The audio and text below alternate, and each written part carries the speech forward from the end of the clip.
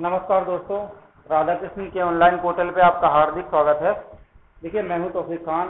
पिछली वीडियो में 9वीं क्लास जब हमने शुरू की थी तो कल मैंने इसके लिए बेसिक तुम्हें बताया था। बेसिक में हमने विज्ञान की परिभाषा पढ़ी, विज्ञान पर आधारित कुछ ऐसी घटनाएं जो हमने प्रकृति के क्रमबद्ध अध्ययन से अर्जित और प्रयोगों से पुष्ट वर्गीकृत ज्ञान के लिए दी। हमने देखा था कि परंपरागत और रूढ़िवादी विचारों को एक तर्क के रूप में हम विज्ञान के द्वारा नहीं मान सकते। विज्ञान इन बातों को सहमति नहीं देता। हमने देखा था अगर कोई ज्ञान प्रकृति के क्रमबद्ध अध्ययन से अर्जित है और प्रयोगों से पुष्ट है तो ऐसे ज्ञान को हमने विज्ञान कहा था। और साथ में हमने ये भी देखा था कि इस तरह की कुछ घटनाएं जो प्रकृति के वर्ण पर आधारित हैं, उन वर्ण के आधार पर हमने देखा था कि इस तरह की घटनाएं विज्ञान से बिल्कुल सार्थक ये जुड़ी हुई बातें हैं। तो और साथ ही मैंने तुम्हें कुछ महत्वपूर्ण यौगिक लिखवाए थे, जिनमें कुछ अम्ल भी थे, कुछ क्षार भी थे, लवण भी थे।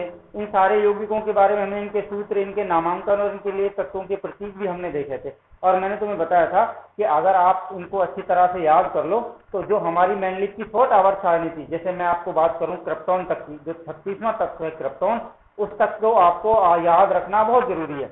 अगर आप इनको अच्छी तरह से याद नहीं करोगे तो आप जो आगे हम रासायनिक संयोजन नियम पढ़ेंगे, सूत्र बनाना जो सीखेंगे, वो आपसे नहीं हो पाएगा। जब तक हमें तत्वों के नाम, उनके सूत्र, उनकी संयोजकता और उनका परमाणु क्रमांक, जिसको परमाणु संख्या भी कहते हैं, आपको याद नहीं है, तब आप आगे इनको हल नहीं कर सकते। अतः आपसे मैं कह रहा हूं इस चीज को कि आपको सबसे पहले आवर्त सारणी याद करनी है, कम से कम 36 तक। जो 36वां तत्व है क्रिप्टॉन, आपको यहाँ से यहाँ तक याद करना है। जैसे hydrogen, helium, lithium, beryllium, boron, carbon, nitrogen, समझ लो। इन सारे तत्वों को उनका संकेत तुम्हें याद हो, साथ में इनकी परमाणु क्रमांक याद तुम्हें हो और उनकी जो संयोजकता है वो तुम्हें याद हो। अगर आपको संयोजकता याद भी ना रहे तो देखिए, आपको ये तत्व जब याद हो जाएंगे तो मैं संयोजकता निकालने के कुछ नियम हमारे पास हैं। उन नियमों के आधार पर हम किसी भी तत्व की संयोजकता आसानी से निकाल सकते हैं। संयोजकता निकालने के हमारे पास 3 तरीके हैं। उन तीनों तरीकों में से जो आपको अच्छा लगे आप उन तत्वों की संयोजकता आसानी से निकाल सकते हो। तो मैं इसलिए आपसे ये कह रहा था कि पहले इन तत्वों को याद करो। और मैंने कल आपसे वीडियो में पूछा था कि कोई ऐसा बताएं कि मैं कौन सा चैप्टर शुरू करूं। आपको एक मेरे साथ एक बच्ची लाइट थी, उसने कोई जवाब दिया नहीं, इसलिए अब मुझे यही नहीं पता कि कहां से शुरू करना, तो मैं अपने हिसाब से केमिस्ट्री पढ़ा रहा हूं। ठीक है, वो तीसरा चैप्टर है परमाणु और अणु। तो देखिए, सबसे पहले इसके बारे में हम बेसिक पढ़ते हैं। परमाणु और अणु होते क्या हैं। देखिए, अणु तो बाद की चीज है, क्योंकि परमाणु पहले आया है। परमाणु शब्द के बारे में हम पढ़ेंगे, इसकी स्ट्रक्चर, जिसको हम संरचना कहते हैं, उसके बारे में हम विस्तार से पढ़ेंगे। इसके लिए हमारे पास बहुत सारे वैज्ञानिक इसके लिए प्रमाण देंगे, सिद्धांत देंगे, बहुत सारी परिकल्पना प्रस्तुत करेंगे। उन सबसे हम सीखेंगे कि परमाणु वास्तव में होता क्या है, इसकी संरचना कैसी होती है, इसका स्ट्रक्चर किस रूप में होता है। तो देखिए, सबसे पहले क्या हुआ, ये 5वीं शताब्दी से लेकर के आज तक बहुत सारे, देखिए 18वीं शताब्दी से पहले परमाणु के बारे में किसी को कोई सैद्धांतिक रूप से कोई सिद्धांत नहीं आया था। उससे पहले कुछ दार्शनिक विचारधाराएं थी, दार्शनिक मत थे। उन दार्शनिक मतों के आधार पर हमने ये माना था कि परमाणु किसी तत्व का वह छोटे से छोटा और बारीक और महीनतम कण है जिसको और विभाजित नहीं किया जा सकता और तोड़ा नहीं जा सकता, परमाणु कहलाता। अब देखिए, इसके लिए बहुत सारे कुछ ग्रीक दार्शनिक थे, जैसे डेमोक्रिटस, ल्यूसिफस। हमारे भारतीय जो कुछ दार्शनिक थे, जिनमें भारतीय पकुदा काव्यायाम, महर्षि कणाद, कुछ ऐसे दार्शनिक थे। देखिए, ये कोई वैज्ञानिक नहीं थे, ये दार्शनिक थे। इन्होंने दार्शनिक मतों के आधार पर यह बताया था कि वास्तव में परमाणु की संरचना ऐसी होती है। 18वीं शताब्दी से पहले कोई प्रमाण वैज्ञानिक रूप से, वैज्ञानिक सिद्धांत के रूप में कोई प्रमाण हमारे पास नहीं था कि वास्तव में परमाणु होता कैसा है, परमाणु का स्ट्रक्चर क्या है, परमाणु की संरचना क्या है। तो देखिए, सबसे पहले क्या हुआ, भारतीय दार्शनिक महर्षि कणाद के बारे में पढ़ते। महर्षि कणाद ने परमाणु को किस तरह से परिभाषित किया। महर्षि कणाद के अनुसार परमाणु किसी तत्व का वह छोटे से छोटा कण है जिसको और विभाजित नहीं किया जा सकता, अर्थात अविभाज्य कण परमाणु कहलाता। ठीक है, उसके बाद देखिए, अब किसी तत्व की वह बारीक और महीनतम संरचना जिसको हम तोड़ ही नहीं सकते, वो परमाणु कहलाता है। यानी कि किसी तत्व का छोटे से छोटा, जैसे मैं चौक की बात करूं, देखिए चौक को मैं इन पाउडरों के रूप में आप गिरते देख रहे हो, इन पाउडरों के आधार पर आप देख सकते हो ये बारीक और महीनतम कण है, इसका और टुकड़ा नहीं करना असंभव है, इसको और नहीं तोड़ा जा सकता, ये परमाणु। और महर्षि कणाद ने आगे बताया कि पूरा ब्रह्मांड, पूरा संसार जो है परमाणु से मिलकर बना होता है। इस बात को हम कैसे मान लें कि पूरा ब्रह्मांड परमाणु से मिलकर बना हुआ है। हाँ, पूरा ब्रह्मांड परमाणु से मिलकर बना हुआ है। मैं अब बात करूं इस दीवार की, तो ये दीवार भी परमाणु से मिलकर बनी है। मिट्टी के बारीक और छोटे छोटे कणों को जोड़ करके ईंट बनाई गई। ईंट को फिर एक क्रमबद्ध रूप में जोड़ करके दीवार तैयार की गई। तो इसका जो प्रारंभिक संरचना है, जो मिट्टी का जो बहुत बारीक कण है, वो इसका घटक है। इसका मतलब ये भी परमाणु से मिलकर बनी हुई दीवार है। तो इस तरह से इन सारे सूत्रों के आधार पर महर्षि कणाद ने बताया कि परमाणु क्या है, किसी तत्व का वह छोटे से छोटा और बारीक कण है जिसको और विभाजित नहीं किया जा सकता, तोड़ा नहीं जा सकता, परमाणु कहलाता है। हत्ता कि इसने ये भी कह दिया कि पूरा ब्रह्मांड परमाणुओं से मिलकर बना होता है। ठीक है। उसके बाद दूसरा भारतीय वैज्ञानिक फकूदा काव्यायाम। देखिए ये कुछ मैं आपको फिर बता रहा हूं, ये दार्शनिक मत है, ये कोई वैज्ञानिक रूप से प्रमाणित नहीं है, ये केवल दार्शनिक मत थे। दार्शनिक मतों के आधार पर परमाणु को कुछ परिभाषित कर लेते हैं, जिनमें कुछ भारतीय वैज्ञानिक है, जिनमें महर्षि कणाद है, फकूदा काव्यायाम है, कुछ ग्रीक दार्शनिक हैं जैसे डेमोक्रिटस है, ल्यूसिपस है। तो ये सब दोनों तरह के जो दार्शनिक थे, कुछ ग्रीक दार्शनिक, कुछ भारतीय दार्शनिक, इन्होंने सबसे पहले 18वीं शताब्दी से पहले की बातें हैं। देखिए ये जो मत आप देख रहे हो, ये हमारे सामने मत जो है, ये मत हमारे सामने 1527 ईस्वी में आए, लेकिन उसके बाद कुछ किताबों में इसको 1600 दिखा रखा है, कुछ में इसको 1650 1630 दिखा रखा है। तो आपको ये बात याद रखनी है, कुछ ये दार्शनिक जो मत हैं जिनमें मैं आपको बता रहा हूं। दार्शनिक मत में पहला हमारा भारतीय दार्शनिक कौन कौन है? पहला तो है महर्षि कणाद,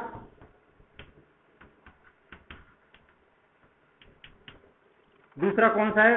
फकूदा काव्यायाम,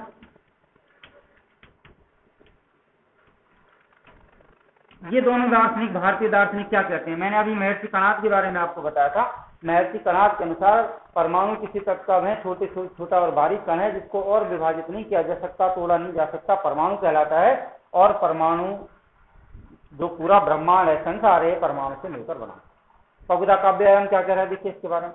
फकूदा काव्यायाम के अनुसार परमाणु किसी तत्व का, किसी पदार्थ का वह छोटा और बारीक कण है जिसको नग्न आंखों से नहीं देखा जा सकता, नंगी आंखों से नहीं देख सकता। नंगी आंखों से मतलब यहाँ से संयुक्त सूक्ष्मदर्शी और सूक्ष्मदर्शी से है। जब इनको नहीं देखा जा सकता तो उसको फकूदा काव्यायाम ने क्या कहा? परमाणु का। तो आपको ये बात याद रखनी है कि भारतीय दार्शनिक लगभग दोनों, जो महर्षि कणाद और फकूदा काव्यायाम है, इन दोनों के मत एक जैसे नजर आते हैं। यानी इन दोनों के अनुसार ही परमाणु किसी तत्व का बारीक और महीनतम कण है। ठीक है। और क्या कहा फकूदा काव्यायाम ने कि ये इतना छोटा और बारीक होता है कि इनको हम अपने नग्न आंखों से नहीं देख सकते, यानी बिना सूक्ष्मदर्शी और संयुक्त सूक्ष्मदर्शी के बिना इनको हम आंखों से नहीं देख सकते। इतना बारीक और महीनतम कण क्या कहलाता है? परमाणु कहलाता है। इसके बाद ये कुछ ग्रीक दार्शनिक हैं, उनके नाम मैं लिख रहा हूं।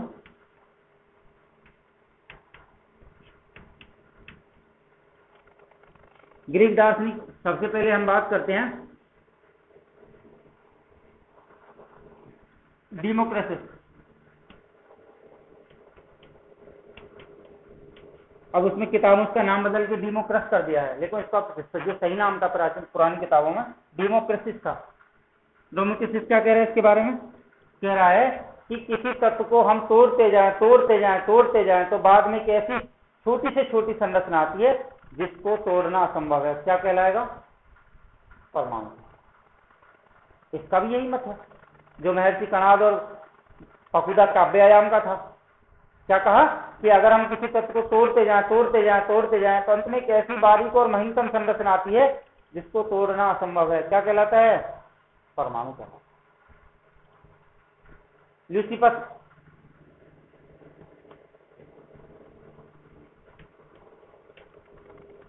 ल्यूसिपस क्या कह रहा है? किसी तत्व का छोटे से छोटा बारीक कण जिससे रासायनिक संयोजन के नियम में काम आने वाले पदार्थ। अब रासायनिक संयोजन नियम क्या, इसको हम पढ़ेंगे बाद में, लेकिन आपको याद रखना है कि किसी तत्व का छोटे से छोटा कण जो रासायनिक संयोजन के नियम में काम आता है, क्या कहलाता है? परमाणु कहलाता है। अब देखिए इन चारों दार्शनिकों के विचार और मत लगभग एक जैसे नजर आते हैं।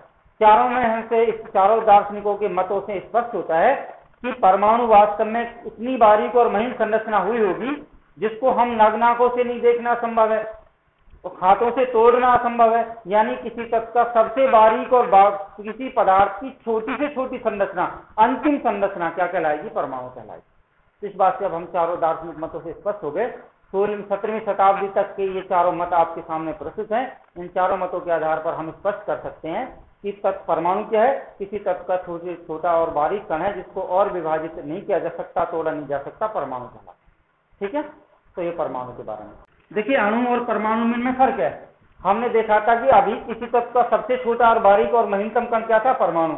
लेकिन अब क्या काम करें, अगर हम अणु को परिभाषित करें तो अणु क्या है। देखिए आपको ये बात याद रखनी है कि परमाणु मिलकर के अणु का निर्माण करते हैं, परमाणु मिलकर के अणु का निर्माण करते हैं। यानी किसी तत्व का जब छोटे से छोटा और बारीक कण, यानी बहुत सारे छोटे छोटे परमाणु मिलकर जब संयोजित होते हैं, संगठित होते हैं, जुड़ते हैं, तो फिर वो ऐसी संरचना अणु कहलाती है।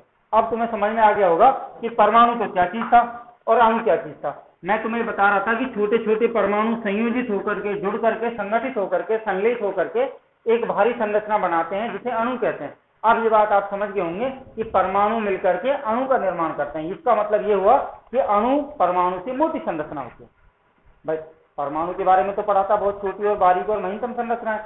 जब छोटे छोटे परमाणु मिलकर के संगठित होकर के, जुड़ करके एक भारी संरचना बनाते हैं, उसको हम अणु कहते हैं। इसका मतलब ये हुआ कि जब परमाणु आपस में संगठित होते हैं तो वो बनी संरचना अणु कहलाती है।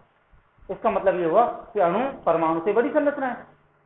ठीक है, और देखिए अब ये संयोजित होकर के, संगठित होकर के, जैसे महर्षि कणाद ने कहा था कि भाई पूरा ब्रह्मांड जो है परमाणु से मिलकर बना होता है। अब इस तरह की संरचना, अणु से बड़ी संरचना और उससे बड़ी संरचना, और इस तरह से पूरा जो ब्रह्मांड है, पूरा जो निकाय है, वो परमाणु से मिलकर बना हुआ होगा। इस तरह की कुछ विचारधाराएं जो प्रमाण हमारे पास दार्शनिक थे, उन सब के बारे में हम लोग पढ़ रहे हैं। अब देखिए, और अब अणु के बारे में हमें इसकी परिभाषा पता लगी कि अणु क्या होता है। क्या कि अणु जो है ना, परमाणु संगठित होकर के जो संरचना बनाते हैं उसे हम अणु कहते हैं। अब अणु और परमाणु दोनों आपस में इक्वल संरचना नहीं हो सकती, ये दोनों बिल्कुल अलग परिभाषा है, अलग शब्द हैं। ये बात आपको यहाँ से समझ में आ गई होगी कि अणु बड़ी संरचना होती है किसकी अपेक्षा, परमाणु की अपेक्षा। अब ये दोनों संरचनाएं जो हमने पढ़ी हैं, इनसे स्पष्ट हो गया कि अणु क्या है, परमाणु क्या है। अब आगे देखिए, इन अणु और परमाणु की संरचनाओं को लेकर के सर्वप्रथम देखिए, ये आपको ये बात समझना है, ये जो विचारधाराएं थी ये केवल दार्शनिक थी। 16वीं शताब्दी के अंत तक ऐसे हमारे पास कोई प्रमाण नहीं थे जो इस बात को स्पष्ट कर सके, प्रयोग द्वारा को स्पष्ट कर सके कि वास्तव में परमाणु की सही स्ट्रक्चर या संरचना ये होती है, या अणु की सही संरचना ये होती है। अब क्या हुआ, सन 16वीं शताब्दी के बाद में सबसे पहले डाल्टन नामक वैज्ञानिक ने अणु और परमाणु दोनों की संरचनाओं को समझाने के लिए अपना सिद्धांत प्रस्तुत किया। ये सिद्धांत क्या है, इस सिद्धांत के बारे में हम लोग पढ़ते हैं। देखिए आपको याद रखना है, सन 1600 शताब्दी के अंत में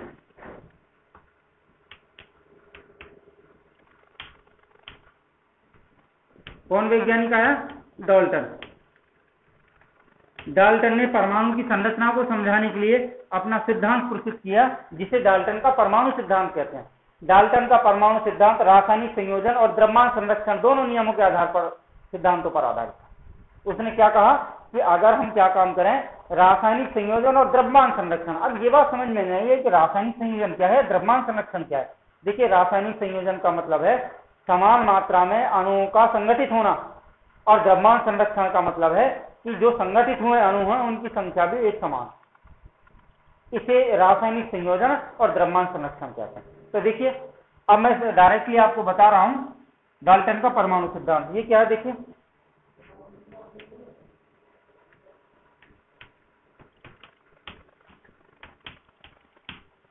इससे पहले तक जो हमने संरचनाएं अभी पढ़ी हैं ये केवल दार्शनिक मतों पर आधारित थी, वैज्ञानिक प्रमाण इसके पास कोई नहीं था। 1600 शताब्दी के अंत में कौन आया है, सबसे पहले परमाणु की संरचना को समझाने के लिए डाल्टन नामक वैज्ञानिक आए हैं। डाल्टन ने परमाणु की संरचना को समझाने के लिए अपना सिद्धांत प्रस्तुत किया, जिसे डाल्टन का परमाणु सिद्धांत कहते हैं। आगे लिखना है, डाल्टन का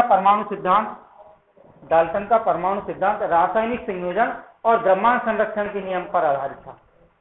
ठीक है, जिससे क्या उसने बताया कि परमाणु किसी तत्व का वह बारीक और महीनतम कण होता है। देखिए आप समझ लीजिए, हम पढ़ रहे हैं डाल्टन का परमाणु सिद्धांत। 1600 शताब्दी के पहले जो भी हमारे पास जो परमाणु के बारे में बातें थी वो केवल दार्शनिक मतों पर आधारित थी, उनके लिए हमारे पास कोई ठोस प्रमाण सबूत नहीं थे। सन 1600 शताब्दी के अंत में डाल्टन ने अपना परमाणु सिद्धांत प्रस्तुत किया। डाल्टन के परमाणु सिद्धांत के अनुसार क्या था? डाल्टन का परमाणु सिद्धांत रासायनिक संयोजन और द्रव्यमान संरक्षण के नियम पर आधारित था। ठीक है, जिसके निम्न बिंदु थे। अब वो बिंदु क्या है उनको समझना। पहला बिंदु क्या है? मैं बिंदु लिख रहा हूं, डायरेक्टली आपको जो मैंने बोला है वो सब लिखना है। पहला, डाल्टन का परमाणु सिद्धांत का पहला बिंदु क्या था? कहा कि परमाणु किसी तत्व का छोटे से छोटा कण होता है।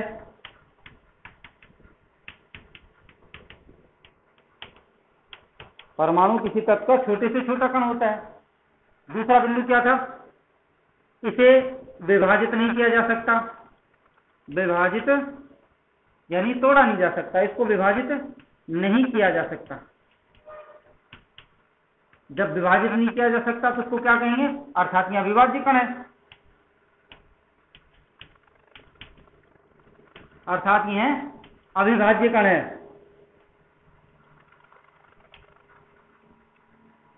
ठीक है। तीसरा उसने क्या कहा? तीसरा उसने कहा कि परमाणु का आकार आकृति निश्चित होती है। ये बात समझ में नहीं है कि परमाणु का आकार निश्चित कैसे हो सकता है? जब उसका परमाणु इतना छोटा होता है, इतना बारीक होता है, फिर उसको निश्चित कैसे किया जा सकता है? निश्चित से मतलब है कि जब वो अणु आपस में छोटे छोटे कणों के रूप में जब ये परमाणु जुड़ते हैं, संगठित होते हैं, तो इनका आकार आकृति निश्चित हो जाती है। भाई देखिए, मैं क्या काम करूं, मैं अगर मिट्टी को बर्तन के किसी एक, मैं गिलास में भरता हूं तो वो गिलास का आकार ले लेते हैं। अगर मैं क्या काम करूं, उसको ईंट के किसी खोपचे में भरूं या किसी निकाय के रूप में देखो तो ईंट का आकार ले लेते हैं। जिस बर्तन में हम अणुओं को भरते हैं, परमाणुओं को भरते हैं, वो उसी बर्तन का आकार ले लेते हैं। इस कारण से उसने इसको आकार को निश्चित कहा। क्यों निश्चित कहा भाई? उसने कहा कि इन अणुओं को जिस आकृति में, जिस रूप में हम भरना चाहते हैं, एकत्रित करना चाहते हैं, ये उसी का रूप ले लेते हैं। समझ रहे बात को? इस कारण से उसने क्या कहा कि परमाणु का आकार निश्चित होता है। ठीक है।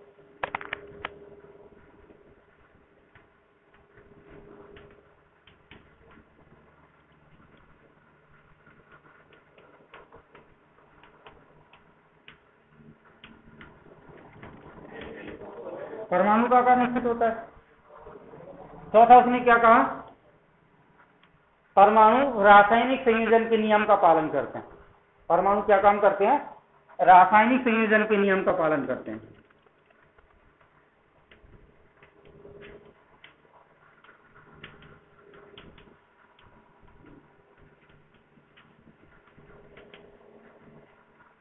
परमाणु रासायनिक संयोजन के नियम का पालन करते हैं। तो इस तरह से उसने 4 बिंदु दिए। उन चारों बिंदुओं के आधार पर उसने बताया कि वास्तव में परमाणु किसी तत्व का बारीक और महीनतम कण होता है। ठीक है। तो इस तरह से परमाणु के बारे में पहला सिद्धांत हमारे सामने पेश हो गया, वो है डाल्टन का परमाणु सिद्धांत। डाल्टन के परमाणु सिद्धांत के बारे में हम लोगों ने अभी पढ़ा कि डाल्टन के परमाणु सिद्धांत के अनुसार परमाणु का आकार निश्चित होता है। परमाणु एक विभाज्य कण है। परमाणु को और विभाजित नहीं किया जा सकता। परमाणु का आकार निश्चित होता है, रासायनिक संयोजन के नियम का पालन करता है। ठीक है। तो इस तरह से डाल्टन के परमाणु सिद्धांत के 4 बिंदु थे। इन चारों बिंदुओं को आप आसानी से उतार सकते हो, समझ सकते हो। अगले वीडियो में देखते हैं।